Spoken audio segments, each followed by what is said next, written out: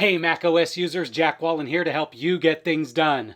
Let's find out how easy it is to sign a PDF document within the Preview app. Locate the PDF you need to sign in Finder, and then double-click it to open the document in Preview.